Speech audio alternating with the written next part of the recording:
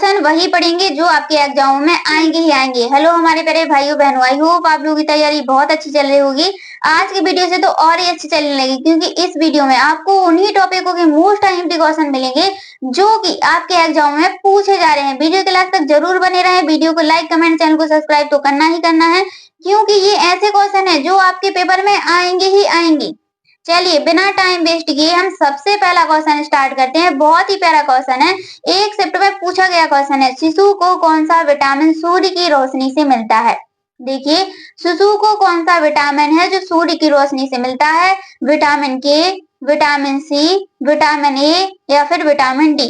चलिए बताइए इसका करेक्ट आंसर क्या रहेगा। बहुत ही इजी क्वेश्चन है, वही क्वेश्चन कराएंगे जो आपके एग्जाम में आएंगे ही आएंगे। Correct answer option number D, vitamin D.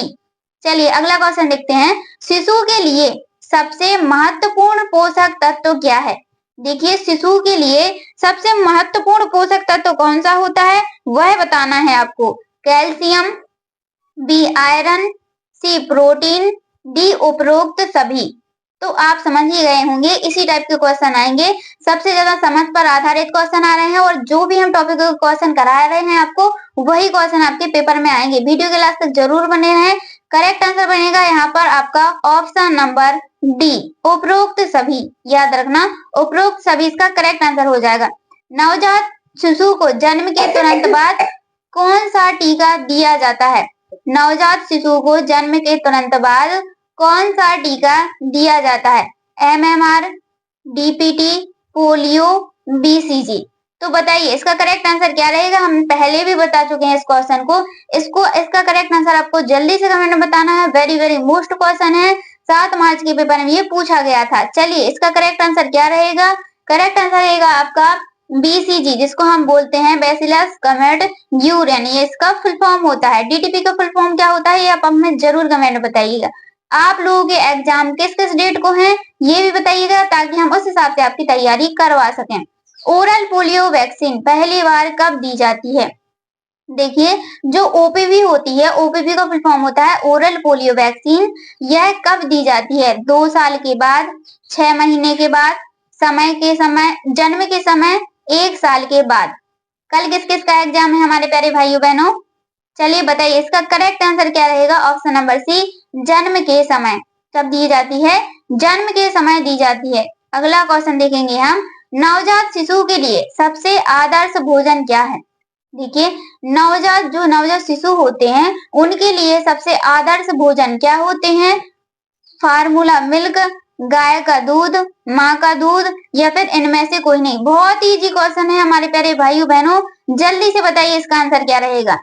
इसका आंसर क्या रहेगा? 5वें नंबर का आंसर बताना है आपको। क्या रहेगा इसका आंसर? करेक्ट आंसर है आपका ऑप्शन नंबर सी, माँ का दूध। याद रखना, माँ का दूध। अगला क्वेश्चन देखेंगे हम। 6वें नंबर का क्वेश्चन है आपका, वेरी वेरी मोस्ट क्वेश्चन। शिशु को माँ का दूध कितने महीने तक अनिवार्य रूप से देना चाहिए? देखिए, शिशु को माँ का दूध कितने महीने तक अनिवार्य रूप से देना चाहिए, पूछा गया क्वेश्चन है। बहुत इंपोर्टेंट क्वेश्चन है। चलिए बताइए, 3 महीने, 2 साल, 1 साल, 6 महीने। कब तक अनिवार्य रूप से देना चाहिए? इसका करेक्ट आंसर बनेगा आपका option number D. Option number D आपका बिल्कुल करेक्ट आंसर हो जाएगा। 6 महीने तक अनिवार्य रूप से दूध देना चाहिए। अगला क्वेश्चन देखेंगे हम, 7 नंबर का क्वेश्चन। आपके जो 15 के बाद क्वेश्चन स्टार्ट होंगे ना, वेरी वेरी मोस्ट क्वेश्चन रहेंगे वो, तो वीडियो के लास्ट तक बने रहना है। हर एक क्वेश्चन को बड़े ध्यान से देखना है। नवजात शिशु को कितनी बार स्तनपान कराया जाता है? नवजात शिशु को कितनी बार स्तनपान कराया जाता है? दिन में 2 बार, केवल 1 बार, 2 से 3 घंटे में 1 बार, केवल रात में। चलिए बताइए, हिंट दे देते हैं। करेक्ट आंसर क्या रहेगा? 2 से 3 घंटे में 1 बार। याद रखना, 2 से 3 घंटे में 1 बार देना चाहिए। 8वां क्वेश्चन देखेंगे हम। नवजात शिशु के लिए सबसे सुरक्षित सोने की मुद्रा कौन सी है? देखिए, जो नवजात शिशु होता है उसके लिए सोने की सबसे सुरक्षित मुद्रा कौन सी है? करवट लेकर, पेट के बल, इनमें से कोई नहीं, या फिर पीठ के बल। तो सबसे सुरक्षित मुद्रा बतानी है। बहुत ही इजी क्वेश्चन है हमारे प्यारे भाइयों बहनों, बहुत ही अच्छा क्वेश्चन है। इसका करेक्ट आंसर बनेगा आपका ऑप्शन नंबर डी। क्या रहेगा? ऑप्शन नंबर डी आपका बिल्कुल करेक्ट आंसर हो जाएगा। पीठ के बल, याद रखना, पीठ के बल अगर ये क्वेश्चन आ जाए ना, बिल्कुल धड़ाधड़ लगा के आना है आपको। चलिए 9 नंबर का क्वेश्चन, समूह में नेतृत्वकर्ता की रुचि देखने के लिए नेतृत्वकर्ता में क्या देखा जाता है? देखिए, समूह में नेतृत्वकर्ता की रुचि देखने के लिए नेतृत्वकर्ता में क्या देखा जाता है? प्रशिक्षण, क्षेत्र कार्य, उपरोक्त दोनों, या फिर इनमें से कोई नहीं। अगर एक दो क्वेश्चन के आंसर यहाँ वहां थोड़ी भी मिस्टेक हो जाती है हमारे प्यारे भाइयों बहनों, तो आप हमें जरूर कमेंट बताइएगा, हम उसका आपको जरूर रिप्लाई देंगे। इसका करेक्ट आंसर बनेगा आपका ऑप्शन नंबर सी, उपरोक्त दोनों। प्रशिक्षण और क्षेत्र कार्य भी अच्छा होना चाहिए। चलिए 10 नंबर का क्वेश्चन, शिशु के वजन का सामान्यतः जन्म के पहले सप्ताह में क्या होता है? देखिए, जब शिशु का जन्म होता है तो सामान्यतः जन्म के पहले सप्ताह में क्या होता है? वजन बढ़ जाता है, वजन वही रहता है, वजन दोगुना हो जाता है, वजन कम हो जाता है। तो क्या होता है? इसका करेक्ट आंसर बताना है आपको। इसका करेक्ट आंसर रहेगा आपका ऑप्शन नंबर डी, वजन कम हो जाता है। याद रखना, वजन कम हो जाता है। 11 नंबर का क्वेश्चन देखेंगे हम, बहुत ही मोस्ट इंपोर्टेंट क्वेश्चन है। 6 महीने के बड़े शिशु के लिए ठोस आहार की शुरुआत कैसे करनी चाहिए? देखिए, 6 महीने के बड़े शिशु के लिए ठोस आहार की शुरुआत कैसे करनी चाहिए? चॉकलेट और बिस्किट से, केवल दूध पर निर्भर रहना, सीधा चावल और रोटी, दाल का पानी और मसले हुए फल। करेक्ट आंसर बनेगा आपका यहाँ पर ऑप्शन नंबर डी, दाल का पानी और मसले हुए फल। याद रखना। अगला क्वेश्चन देखेंगे हम, 12 नंबर का क्वेश्चन है, ICDS योजना के तहत मुख्य सेवाएं कौन कौन सी हैं? देखिए, जो आपकी ICDS योजना है, इससे सबसे ज्यादा क्वेश्चन बढ़ रहे हैं, इसलिए आपको इन क्वेश्चनों पर ज्यादा ध्यान देना है। इसका करेक्ट आंसर क्या रहेगा? चलिए ऑप्शन देखते हैं। ए है स्वास्थ्य जांच, बी पूरक पोषण, सी उपरोक्त दोनों, डी है उपरोक्त सभी। तो इसका करेक्ट रहेगा ऑप्शन नंबर सी, उपरोक्त दोनों, स्वास्थ्य जांच और पूरक पोषण। चलिए अगला क्वेश्चन देखते हैं हम। 13 नंबर का क्वेश्चन पढ़ने से पहले अपना प्यारा सा नाम कमेंट में जरूर बताइए, और आप लोगों के सेंटर कहाँ कहाँ पर है, कब किस डेट को एग्जाम है, ये भी बताना है। आंगनबाड़ी केंद्रों में बच्चों की आयु सीमा कितनी होती है? देखिए, आंगनबाड़ी केंद्रों में बच्चों की आयु सीमा कितनी होती है?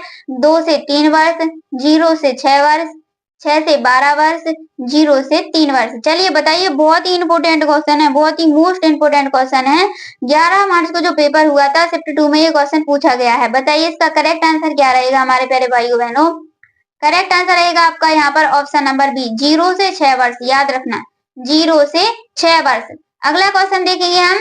14 नंबर का क्वेश्चन है आपका, ICDS योजना के तहत आंगनबाड़ी कार्यकर्ताओं का मुख्य कार्य क्या होता है? देखिए, ICDS योजना के तहत आंगनबाड़ी कार्यकर्ताओं का मुख्य कार्य क्या होता है? मनरेगा श्रमिकों की सूची तैयार करना, खाद्य वितरण, सड़क निर्माण कार्य, स्वस्थ एवं पोषण शिक्षा देना। क्या इसका करेक्ट आंसर रहेगा? ICDS योजना के तहत आंगनबाड़ी कार्यकर्ताओं का मुख्य कार्य होता है, क्या होता है? जल्दी बताइए। Correct answer option number D, स्वस्थ एवं पोषण शिक्षा देना, स्वस्थ एवं पोषण शिक्षा देना। 15 नंबर का क्वेश्चन, आंगनबाड़ी केंद्रों में पूरक पोषण किसे प्रदान किया जाता है? देखिए, आंगनबाड़ी केंद्रों में पूरक पोषण किसे प्रदान किया जाता है? गर्भवती और स्तनपान कराने वाली महिलाओं को, किशोरियों को, 0 से 6 वर्ष के बच्चों को, उपरोक्त सभी को। बहुत ही अच्छा क्वेश्चन है, जल्दी से, बहुत ही इजी क्वेश्चन है, जल्दी से कमेंट बताइए इसका करेक्ट आंसर क्या होगा। और जो भी हम आपको क्वेश्चन करा रहे हैं ना, आपके कितने कितने सही जा रहे हैं, ये आप हमें लास्ट में जरूर बताना। उपरोक्त सभी इसका करेक्ट आंसर हो जाएगा, यानी कि ये सभी। आंगनबाड़ी कार्यकर्ताओं को वेतन किसके द्वारा दिया जाता है? यानी आंगनबाड़ी जो कार्यकर्ताएं होती हैं, उनको वेतन किसके द्वारा दिया जाता है? ए राज्य सरकार, बी केंद्र सरकार, सी उपरोक्त दोनों, डी उपरोक्त में से कोई नहीं। तो आंगनवाड़ी कार्यकर्ताओं को वेतन कौन प्रदान करता है या फिर किसके द्वारा दिया जाता है, वो है आपका उपरोक्त दोनों, यानी कि ऑप्शन नंबर सी आपका बिल्कुल करेक्ट आंसर हो जाएगा। राज्य सरकार और केंद्र सरकार दोनों के द्वारा प्रदान किया जाता है। अगला क्वेश्चन देखेंगे हम, 17 नंबर का क्वेश्चन स्टार्ट होगा आपका। वेरी मोस्ट क्वेश्चन आएगा, आंगनवाड़ी केंद्रों में बच्चों को कौन सा टीका दिया जाता है। एक क्वेश्चन को हम 2 बार इसलिए बोल रहे हैं क्योंकि मोस्ट इंपोर्टेंट क्वेश्चन है आपके। आंगनवाड़ी केंद्रों में बच्चों को कौन सा टीका लगाया जाता है, डीपीटी, बीसीजी, ओपीवी या फिर उपरोक्त सभी। तो आंगनवाड़ी केंद्रों में बच्चों को कौन सा टीका लगाया जाता है, तो उपरोक्त सभी यहाँ पर आपका बिल्कुल करेक्ट आंसर हो जाएगा। उपरोक्त सभी डीटीपी, बीसीजी और ओपीवी। ओपीवी का फुल फॉर्म क्या होता है, ये आप जरूर बताइएगा। चलिए 18 नंबर का क्वेश्चन देखेंगे हम। आंगनवाड़ी केंद्रों में भोजन वितरण किस योजना के अंतर्गत किया जाता है। देखिए आंगनवाड़ी केंद्रों में भोजन वितरण किस योजना के अंतर्गत किया जाता है, मनरेगा, प्रधानमंत्री ग्रामोद्योग योजना, आईसीडीएस या फिर मध्याह्न भोजन योजना। तो किस योजना के अंतर्गत आंगनवाड़ी केंद्रों में भोजन वितरण किया जाता है, जल्दी से बताइए। बहुत ही इजी क्वेश्चन है, मोस्ट इंपोर्टेंट क्वेश्चन है आपका। करेक्ट आंसर बनेगा यहाँ पर ऑप्शन नंबर सी, आईसीडीएस। याद रखना आईसीडीएस बिल्कुल करेक्ट आंसर हो जाएगा। आईसीडीएस का फुल फॉर्म क्या होता है, ये भी पूछ सकते हैं, तो उसको आप याद कर लेना। समस्या हल करने की एक विधि जिसमें समूह के सभी सदस्य एक निर्णय को पूरी तरह स्वीकार कर लेते हैं और उसे समर्थन देते हैं। समस्या हल करने की एक विधि जिसमें समूह के सभी सदस्य एक निर्णय को पूरी तरह स्वीकार कर लेते हैं और उसे समर्थन देते हैं। मानदंड, लक्ष्य, समझौता, आम सहमति। करेक्ट आंसर है यहाँ पर ऑप्शन नंबर डी, आम सहमति। याद रखना इसको क्या बोलेंगे हम, आम सहमति देंगे, मतलब कि बोलेंगे। कुपोषण का आकलन करने के लिए कौन सा संकेतन उपयोग किया जाता है। कुपोषण का आकलन करने के लिए कौन सा संकेतन उपयोग किया जाता है, ऊंचाई, वजन, बीएमआई जिसको हम क्या बोलते हैं, बॉडी मास इंडेक्स या फिर उपरोक्त सभी। इसका करेक्ट आंसर बनेगा आपका उपरोक्त सभी, यानी कि ऊंचाई, वजन, बॉडी मास इंडेक्स, ये सभी कुपोषण संकेतन का उपयोग, मतलब कि कुपोषण संकेतन में उपयोग किया जाता है। उपरोक्त सभी यहाँ पर बिल्कुल करेक्ट आंसर हो जाएगा।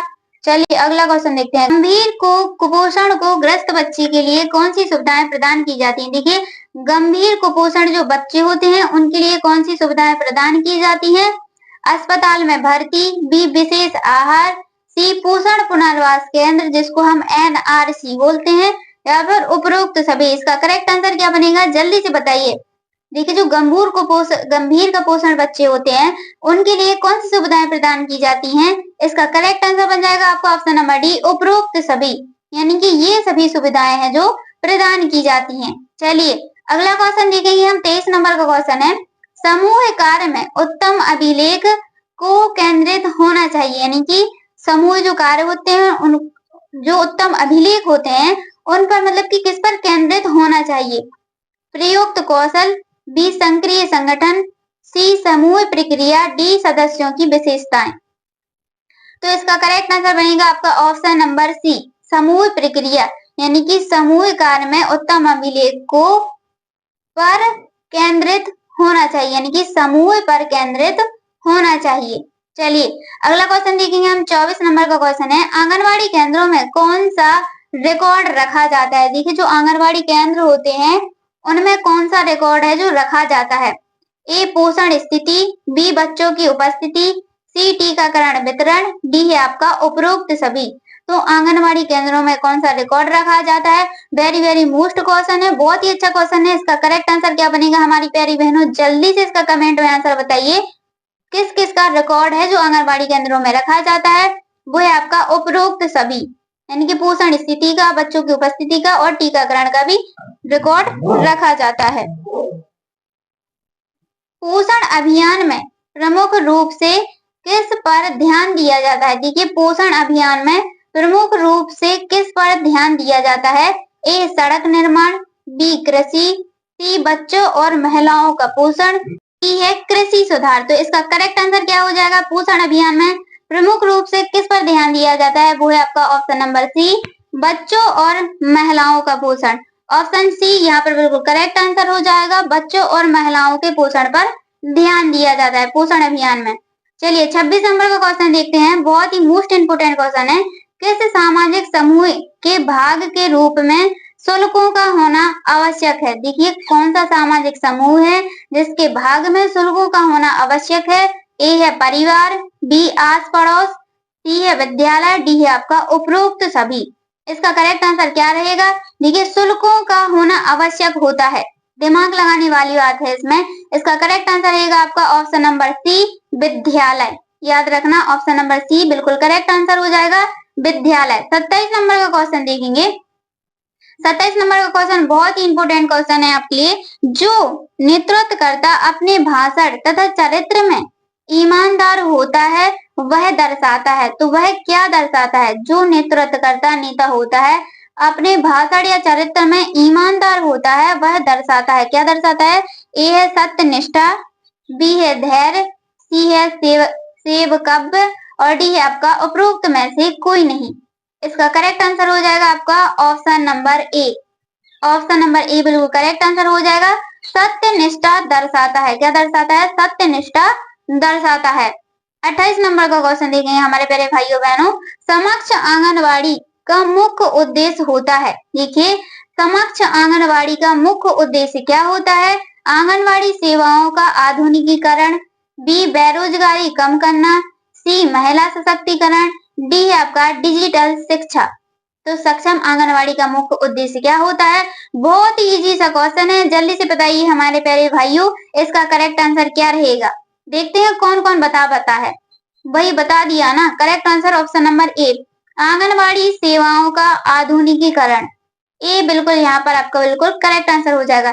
टीकाकरण का मुख्य उद्देश्य क्या है? मोस्ट इंपोर्टेंट क्वेश्चन, टीकाकरण का मुख्य उद्देश्य क्या है? ए दवा का निर्माण करना, बी शरीर को कमजोर करना, सी रोग प्रतिरोधक क्षमता बढ़ाना, डी है आपका संक्रमण फैलना। ये क्वेश्चन आपको पहले भी करवा चुके हैं। ये क्वेश्चन आपके शिफ्ट में जो भी आपके एग्जाम हो रहे हैं उसमें किसी न किसी शिफ्ट में पूछा जा रहा है। टीकाकरण का मुख्य उद्देश्य क्या है? इसका करेक्ट आंसर बनेगा आपका ऑप्शन नंबर सी, रोग प्रतिरोधक क्षमता बढ़ाना। क्या करना? रोग प्रतिरोधक क्षमता को बढ़ाना। अगला क्वेश्चन देखेंगे हम, बीसीजी वैक्सीन किस रोग से बचाव के लिए दी जाती है? देखिए जो बीसीजी वैक्सीन होती है वह किस रोग के बचाव के लिए दी जाती है? ए मलेरिया, बी टाइफाइड, सी डेंगू, डी है आपका क्षय रोग। तो बीसीजी वैक्सीन किस बचाव के लिए दी जाती है? बहुत ही मोस्ट इंपोर्टेंट क्वेश्चन है। इसका करेक्ट आंसर बताइए क्या रहेगा? इसका करेक्ट आंसर रहेगा आपका ऑप्शन नंबर डी, क्षय रोग। याद रखना ऑप्शन डी यहाँ पर बिल्कुल करेक्ट आंसर हो जाएगा, क्षय रोग जिसको हम बोलते हैं टीबी। अगला क्वेश्चन है आपका 31 नंबर का क्वेश्चन, जब नेता नेतृत्वकर्ता में आत्मविश्वास होता है और वह मानता है कि कार्यकर्ता कार्य कर सकते हैं तो उसे नेता कहा जाता है। तो मतलब उसको क्या कहा जाता है? वह नेता नेतृत्वकर्ता में आत्मविश्वास होता है और वह मानता है कि कार्यकर्ता कार्य कर सकते हैं तो ऐसे नेता को क्या कहा जाता है? लोकतांत्रिक नेता, निरंकुश नेता, अहस्तक्षेपी नेता, अधीक्षित नेतृत्वकर्ता। तो ऐसे नेता को हम क्या कहेंगे? अहस्तक्षेपी नेता कहेंगे। क्या कहेंगे? अहस्तक्षेपी नेता कहेंगे। 32 नंबर का क्वेश्चन, कार्यक्रमों को बनाने, क्रियान्वित करने व आकलन करने में लोगों की भागीदारी को कहा जाता है। देखिए कार्यक्रमों को बढ़ाने, क्रियान्वित करने और वह आकलन लगाने वाले लोगों की भागीदारी को क्या कहा जाता है? सामुदायिक भागीदारी, सामाजिक भागीदारी, सहकारी समिति या फिर समुदाय। तो इसको हम क्या बोलेंगे? ऑप्शन नंबर बी यहाँ पर आपका बिल्कुल करेक्ट आंसर हो जाएगा, सामुदायिक भागीदारी। क्या बोलेंगे? सामुदायिक भागीदारी बोलेंगे। 33 नंबर का क्वेश्चन देखेंगे हम, बहुत ही इंपोर्टेंट क्वेश्चन है हमारे प्यारे भाइयों बहनों, टीकाकरण से है। कौन सा टीका वायरस के कमजोर संक्रमण पर आधारित है? देखिए ऐसा कौन सा टीका है जो वायरस के कमजोर संक्रमण पर आधारित होता है?